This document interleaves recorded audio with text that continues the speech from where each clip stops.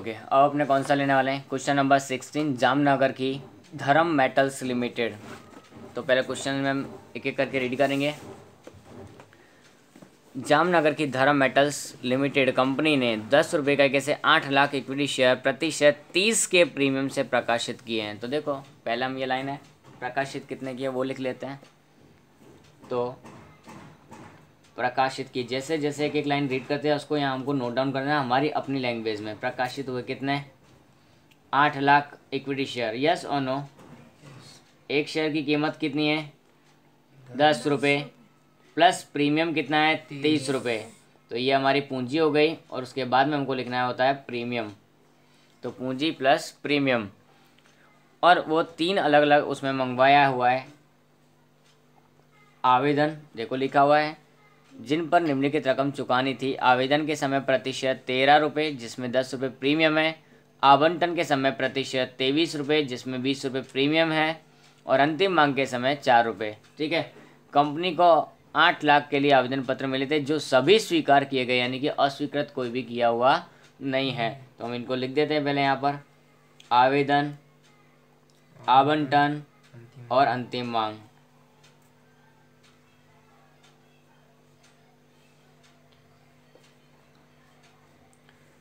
तेरह, 23 और 4। ठीक है। अब इनके अंदर प्रीमियम के लिए बोला हुआ है बुक के अंदर ही कि किस पर कितना प्रीमियम। तो लिखा पहले जो 13 है उसमें 10 प्रीमियम है, तो प्रीमियम 10, तो पूंजी कितनी हुई? 3। 13 में से 10 माइनस जाएंगे तो कितना बचेगा? 3। सेम 23 में से लिखा हुआ है कि 20 रुपये के प्रीमियम के साथ है वो, तो 20 प्रीमियम, तो बचा कितना? 3। यहाँ लिखना है हमको पूंजी और यहाँ लिखना है प्रीमियम। टोटल हमको कितना आया? 40। 10 प्लस 30, 10 रुपये पूंजी और 30 रुपये का प्रीमियम। ठीक है। आगे देखो नीचे बढ़ते हैं। विपुल जिसके 1500 स्वीकृत किए थे उसने आवंटन की रकम नहीं चुकाई, इसके लिए उसके शेयर आवंटन के बाद जब्त किए।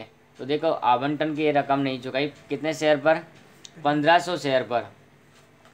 1500 शेयर पर आवंटन नहीं चुका, इसलिए इसके शेयर जब्त कब कर लिए गए? आवंटन के बाद ही। कब जब्ती कर लिए? यहाँ पर हमको लिख देना जब्ती। लेकिन ये शेयर पुनः प्रकाशित हुए हैं या नहीं वो देख लेते हैं। कंपनी ने अंतिम मांग मंगवाने के पहले जब्त किए गए 1500 शेयर प्रति शेयर 5 की दर से पुनः प्रकाशित भी कर दिए हैं। तो जब्ती के साथ में यहीं की यहीं हम क्या कर देंगे? पुनः प्रकाशन के लिए रेट क्या है? 5 रुपये लिखा है। प्रति शेयर 5 रुपये की दर से पुनः प्रकाशित। हेमा जिसके 500 शेयर स्वीकार किए थे उसने अंतिम मांग की रकम नहीं चुकाई। किसकी नहीं चुकाई? अंतिम मांग की। तो देखो अंतिम मांग पर 500 शेयर के लिए टिक मार्क कर दिया हमने, नहीं चुकाई के लिए हमने सिंबल रखा है राइट का टिक। उसके लिए अंतिम मांग मंगवाने के बाद कंपनी ने शेयर जब्त कर लिए हैं और जब्त किए गए शेयर अधिक से अधिक बट्टा से पुनः प्रकाशित भी किए। देखो अंतिम मांग के बाद में इसके शेयर भी हमने क्या किए? जब्त किए हैं, लेकिन जब्ती के बाद पुनः प्रकाशन भी किया है। और पुनः प्रकाशन के लिए कोई रेट नहीं दिया। क्या लिखा है? अधिक से अधिक बट्टा, maximum discount, maximum permissible discount, अधिक से अधिक बट्टा। इसका क्या होगा, किस तरह से होगा, वही हमको यहाँ सीखना है सवाल के अंदर। बाकी सारी इन्फॉर्मेशन हमने यहाँ पे लिख दी है। कंपनी की भाई में हमको प्रविष्टियाँ लिखनी है और रोजनामचा लिखना है। किस तरह से लिखना है वो मैं यहाँ पर सिखा रहा हूँ। बेसिक एंट्री हम बात करें तो कितनी होंगी? 3। कितनी होने वाली हैं? 2 आवेदन की, 2 आवंटन की और 2 अंतिम मांग की, यानी 6 बेसिक एंट्री हैं। उसके बाद हम बात करें तो जब्ती की, पुनः प्रकाशन की और पूंजी अनामत इसका, यानी कि 3, 9, 10 दूसरी वाली जब्ती की, 11। यहाँ हमारे पास कितनी एंट्रियाँ होंगी? 11 एंट्रियाँ होंगी। ठीक है, स्टार्ट करते हैं।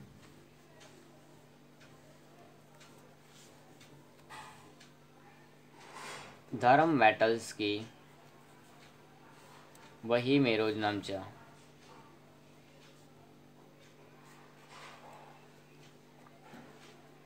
Is it okay? उसमें पहली एंट्री हमारे लिए किसकी होगी? आवेदन के लिए ही होगी। तो क्या होगी एंट्री? बैंक खाता उधार अंश आवेदन खाते का। ये एंट्री कोई चेंज नहीं कर सकता, अपने हर बार लिखते हैं। आवेदन की रकम मिलती है तो यही एंट्री होती है। तो आधा मार्क होता है इस एंट्री का। बैंक खाता उधार अंश आवेदन खाते का।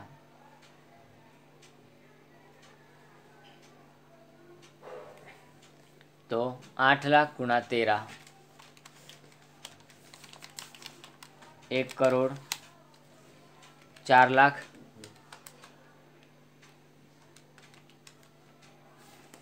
1 करोड़ 4 लाख। 8 लाख गुणा 13, आवेदन के समय पे 13 मंगवाएं इसके लिए, तो 1 करोड़ 4 लाख हम यहाँ लिखेंगे। सेकेंड नंबर की हम बात करते हैं, तो यही रकम हम कहाँ लेके जाएंगे, पूंजी खाते लेके जाते हैं। तो अंश आवेदन खाता उधार क्या लिखेंगे, अंश आवेदन खाता उधार अंश पूंजी खाते का, और दूसरा क्या है, सॉरी बैंक इसमें नहीं है क्योंकि एक्स्ट्रा हमको मिली नहीं है, जितने थे उतने के लिए आवेदन मिले हैं। लिखना चाहो तो यहाँ लिख भी सकते हो कि आवेदन कितने के लिए मिले थे, हमने देखा बुक में 8 लाख के लिए ही मिले थे, तो वहाँ हमको इससे कोई मैटर करता नहीं है। अब बाकी के लिए क्या प्रीमियम है साथ में, देखो पूंजी के साथ प्रीमियम है तो प्रीमियम यहाँ साथ में ही चलेगा, प्रतिभूति प्रीमियम खाते का, ठीक है। अब आगे 1 करोड़ 4 लाख तो हम लिख ही देते हैं, आवेदन में हमको मिला वो, अब उसको हमको ट्रांसफ़र कहाँ कहाँ कैसे कैसे करना है वो हमको ये बताएगा। 8 लाख गुणा 3 पूंजी 24 लाख, और 8 लाख गुणा 10 प्रीमियम 80 लाख।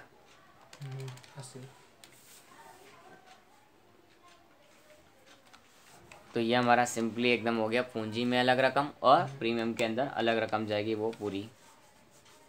तीसरे नंबर की एंट्री हमारे लिए होगी आवंटन के लिए, किसके लिए होगी, आवंटन के लिए होगी। आवंटन के अंदर एंट्री क्या होती है, अंश आवंटन खाता उधार अंश पूंजी खाते का, और प्रीमियम हो तो प्रतिभूति प्रीमियम खाते का। अंश आवंटन खाता उधार अंश पूंजी खाते का, और क्या है हमारे पास प्रीमियम भी है साथ में, देखो आवंटन के समय प्रीमियम है तो हम क्या लिखेंगे, प्रतिभूति प्रीमियम खाते का।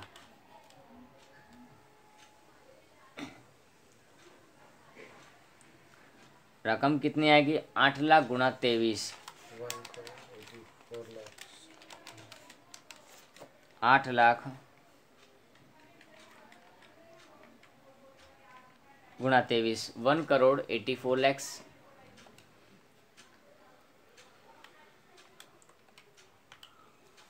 ठीक है। अब पूंजी में कितना जाएगा, वही 8 लाख गुणा 3,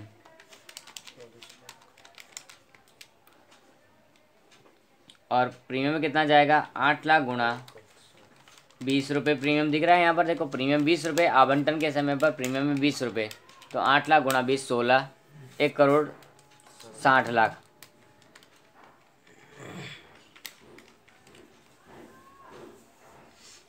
कंप्लीट इतना। अब चौथी एंट्री होगी कि आवंटन की रकम हमको मिलने वाली है,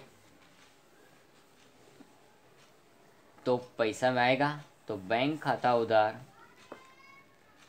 बैंक खाता उधार राइट का टिक है, तो अप्राप्त मांग खाता उधार,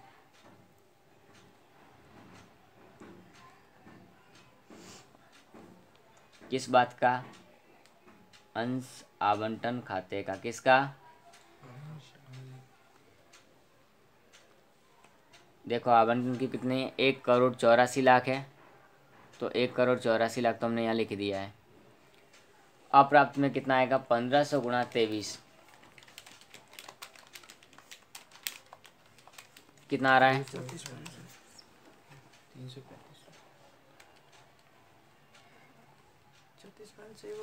34,500। इसमें से इसको माइनस कर देंगे, 1 करोड़ 83 लाख, 1 करोड़ 83 लाख 65,500,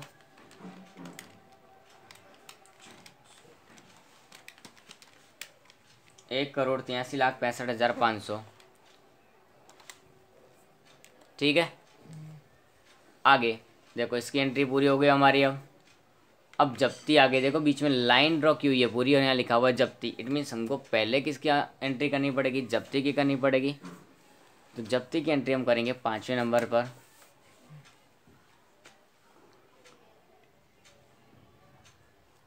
जब्ती की एंट्री जब आती है तो क्या होता है, अंश पूंजी खाता उधार। अगर प्रीमियम की रकम ना मिली हो, राइट का टिक है यानी कि नहीं मिली है, तो प्रतिभूति प्रीमियम खाता उधार अंश जब्ती खाते का और जो रकम ना मिली हो उसके खाते का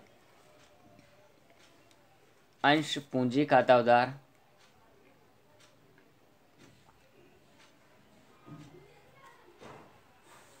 ठीक है। उसके बाद में दूसरा क्या आएगा हमारा यहाँ पर, प्रतिभूति प्रीमियम आएगा क्योंकि उसकी रकम नहीं मिली हमको यहाँ पर। तो प्रतिभूति प्रीमियम खाता उधार अंश जब्ती खाते का, किसका, जब्ती के बाद में कौन सी रकम नहीं भरी है, सिर्फ अभी तक हमको 2 ही मंगवाई थी, उसमें से एक नहीं भरी और एक भर दी थी। तो यहाँ लिखेंगे अंश आवंटन खाते का क्या,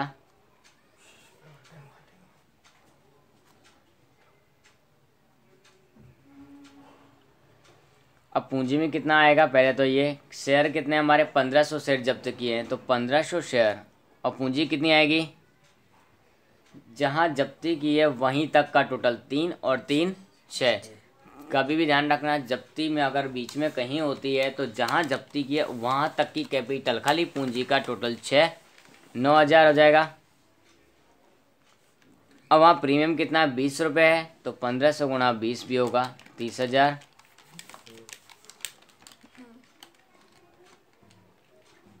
क्लियर।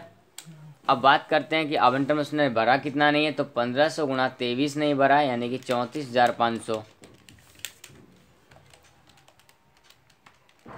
तो भरा कितना होगा उसने, सिर्फ 4500 रुपये।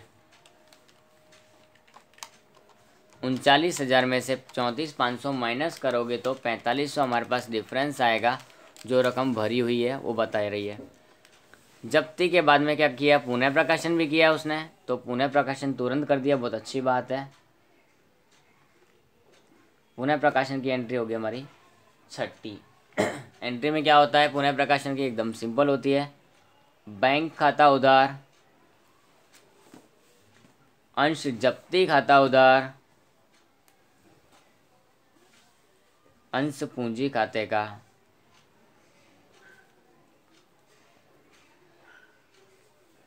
अंश पूंजी खाते का। सबसे पहले हमको पूंजी की रकम लिखने की, कितनी है 1500 गुणा 6। जहाँ तक जब्ती ऊपर की है तो वहीं इतनी ही यहाँ रह सकती है, अगर पूरे पूरे शेयर प्रकाशित किए हों तो 15 छंग 90,000 हो जाएगा, 9,000। उसके बाद में बैंक में कितना है, तो देखो 5 रुपये की दर से प्रकाशित किया है, तो 1500 गुणा 5 7500। जो बाकी की डिफरेंस आता है वो हमारा क्या होगा 1500, वो होगी जब्ती, ठीक है, की रकम। अब पुनः प्रकाशन किया, जब्ती किया, तो एक पूंजी अनामत की एंट्री भी होती है, वो भी करनी चाहिए। तो 7वें नंबर की एंट्री हमारे पास किसकी होगी, पूंजी अनामत की।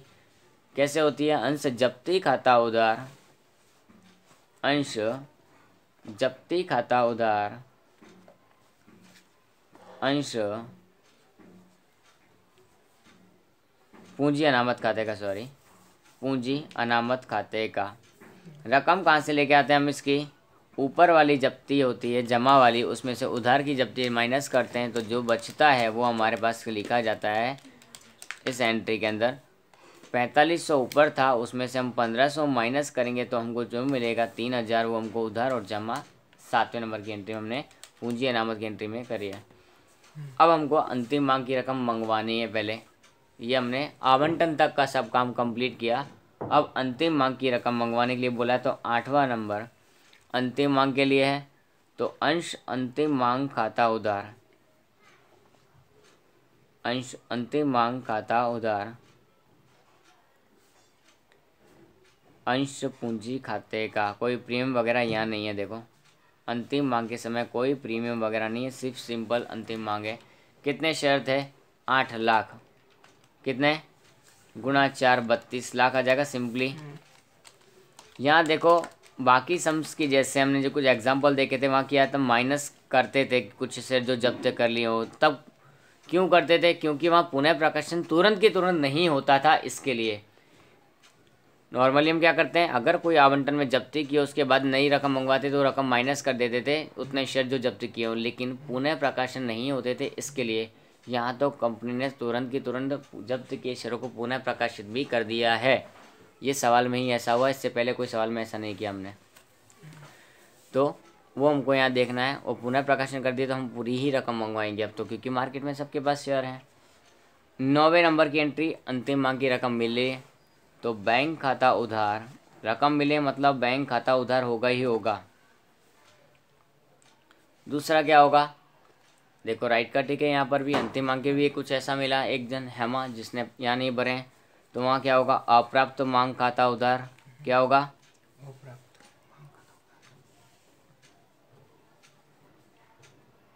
किसका, अंश अंतिम मांग खाते का।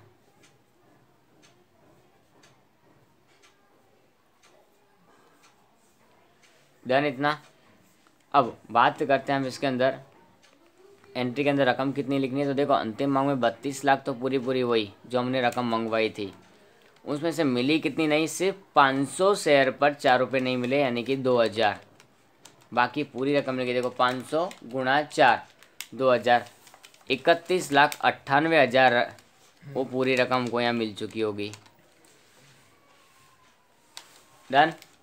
फिर से देखो जब्ती आ गई, तो हम 9वें के बाद में 10वें नंबर की एंट्री वापस से किस बात की करेंगे, जब्ती की। किसकी करेंगे, जब्ती की एंट्री होगी तो क्या लिखना पड़ेगा, अंश पूंजी खाता उधार। लेकिन यहाँ देखो प्रीमियम नहीं है लास्ट में अंतिम मांग पर, तो यहाँ प्रीमियम आएगा नहीं, डायरेक्टली अंश जब्ती खाते का। किसका, जब्ती के बाद में जो रकम नहीं भरी है, तो एक ही नहीं भरी अंतिम मांग, क्योंकि आवंटन की तो हम पहले ही कर चुके हैं। उसके बाद में कौन है, एक ही है अंतिम मांग, तो उसी का रकम नहीं भरा है, अंश अंतिम मांग का। तो अंश अंतिम मांग खाते का रकम कितनी होगी, 500 शेयर ही हमने जब्त किए हैं। एक शेयर की कीमत कितनी, 10 रुपये, क्योंकि सबसे लास्ट में किया है 3 और 3 6 और 4 10 हो जाता है पूरा। तो 500 गुणा 10 कितना होता है, 5000। अंतिम मांग पे कितना नहीं भरा उसने, तो हमको पता है ऑलरेडी, 500 गुणा 4 रुपये नहीं भरा है, यानी कि 2000। बाकी सब रकम उसने भर दी है, कितनी बची, 5000 में से ये 2000 माइनस करेंगे तो कितना आएगा, 3000 आएगा। जब्ती हो गई। जब्ती के बाद में क्या आता है, पुनः प्रकाशन आएगा। तो पुनः प्रकाशन में आता है 11वां नंबर। क्या आता है, यानी कि एंट्री होगी बैंक खाता उधार। पुनः प्रकाशन के समय एंट्री फिक्स होती है, पुनः बैंक खाता उधार, अंश जब्ती खाता उधार।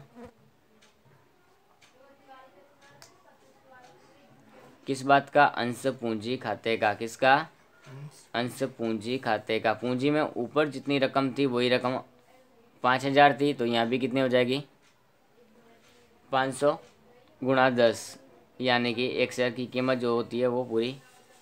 लेकिन अब यहाँ पर हमको क्या नहीं दिया, देखो पुनः प्रकाशन के लिए अभी तक हम जितने भी सवाल के सब में रेट दिया था कि 5 7 7.5 8, बट यहाँ हमारे पास कोई रकम ही नहीं दी है। लेकिन एक शब्द लिखा है, अधिक से अधिक बट्टा। अब अधिक से अधिक बट्टा जब लिखा हो तो उसका मतलब क्या होता है कि ऊपर जितनी जब्ती हो, ऊपर जितनी जब्ती की रकम जमा की हो उतनी की उतनी जब्ती की रकम यहाँ लिख दो।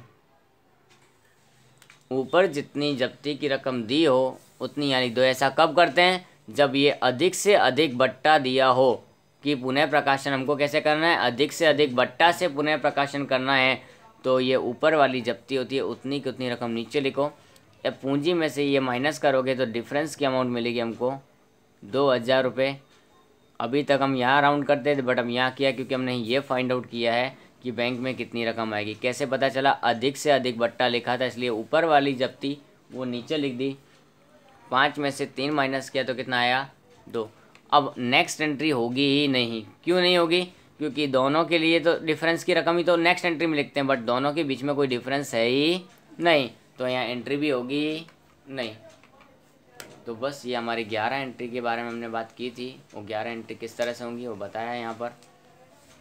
Is it okay? कोई difficulty? No? Now your sum is over.